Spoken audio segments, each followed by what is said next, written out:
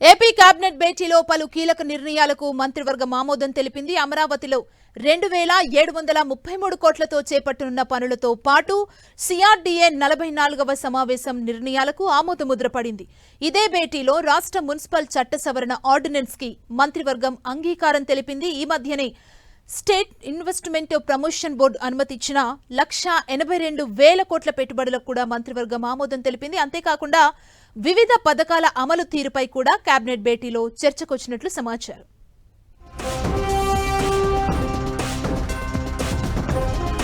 గురువారం జరిగిన AP cabinet భేటీలో భవన నిర్మాణాలు, లేఅవుట్ల అనుమతులు జారీ చేసే అధికారం మున్సిపాలిటీలకు బదలాయించేలా చట్ట సవరణకు కేబినెట్ ఆమోదం తెలిపింది. అలానే పిఠాపురం ఏరియా డెవలప్మెంట్ అథారిటీలో కొత్తగా 19 పోస్టుల ఏర్పాటుకు మంత్రివర్గం ఆమోదముద్ర వేసింది. తిరుపతిలో ఈఎస్ఐ ఆసుపత్రిని 100 పడకలకు పెంచేందుకు గుంటూరు జిల్లా ప్రత్తిపాడు మండలంలో 100 పడకల ఈఎస్ఐ ఆసుపత్రి నిర్మాణానికి అంగీకారం తెలిపింది. ఎస్ఐపిబి ఆమోదించిన 1,82,162 కోట్ల పెట్టుబడులకు కేబినెట్ ఆమోదముద్ర వేసింది. అలానే వేట నిషేధ సమయంలో మత్స్యకారులకు 20,000 ఇవ్వాలని నిర్ణయించారు. 7,44,8,373 అంచనా వ్యయంతో అప్గ్రేడేషన్ చేయడానికి కేబినెట్ అనుమతించడం జరిగింది. దీని మూలంగా అదనంగా 191 పోస్టులు డాక్టర్స్ కానివ్వండి, లేదా వరల్డ్ బ్యాంక్, హడ్కో, జర్మన్ ఫైనాన్షియల్ అసిస్టెన్స్ తో అభివృద్ధి కార్యక్రమాలు చేయాలని చెప్పేసి నిర్ణయం తీసుకుంటాం కూడా మీ అందరికీ తెలిసిందే. మరి దాంట్లో భాగంగా 2,723.02 కోట్ల విలువైన 2 ఇంజనీరింగ్ పనుల్ని టేకప్ చేయడానికి ఈరోజు మంత్రి మండలి ఆమోదం తెలిపిందని చెప్పేసి మనం చేస్తాను. ఇదే సమావేశంలో రామాయపట్నంలో బీపీసీఎల్ రిఫైనరీ, కాకినాడలో గ్రీన్ అమోనియా ప్లాంట్ ఏర్పాటుపై సమావేశంలో చర్చించారు.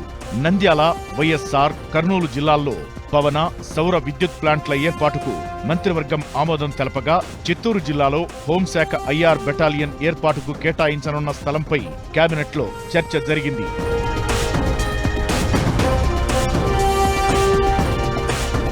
అలానే తల్లికి వందనం, ఫీజు రియంబర్స్మెంట్ చెల్లింపులపై మంత్రివర్గంలో చర్చ జరిగింది. వచ్చే విద్యా సంవత్సరం ప్రారంభంలోపు ఈ విద్యా సంవత్సరం హాజరు శాతం ఆధారంగా తల్లికి వందనం ఇవ్వాలని సీఎం చంద్రబాబు అధికారులను ఆదేశించారు.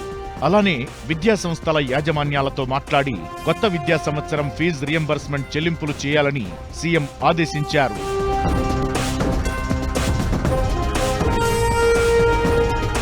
రెవెన్యూ సమస్యల పరిష్కారంలో జాప్యంపై సమావేశంలో ముఖ్యమంత్రి చంద్రబాబు ఆగ్రహం వ్యక్తం చేశారు. కాలయాపన చేయకుండా పరిష్కారం చేయాలని ఆదేశించారు. ఈ సమస్యల పరిష్కారం కోసం రెవెన్యూ, ఫైనాన్స్, పరిశ్రమలు, మున్సిపల్ శాఖల మంత్రులతో ఉపసంఘం ఏర్పాటుకు నిర్ణయం తీసుకున్నారు.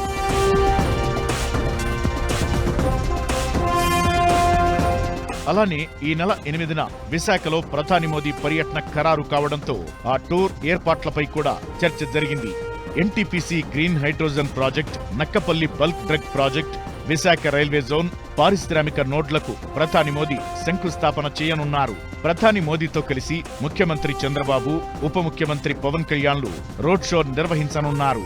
విశాఖ సిద్ధి వినాయక ఆలయం నుంచి సభా వేదిక వరకు జరిగే రోడ్ షో కోసం 3 పార్టీలతో సమన్వయ కమిటీ ఏర్పాటు చేయాలని నిర్ణయించారు.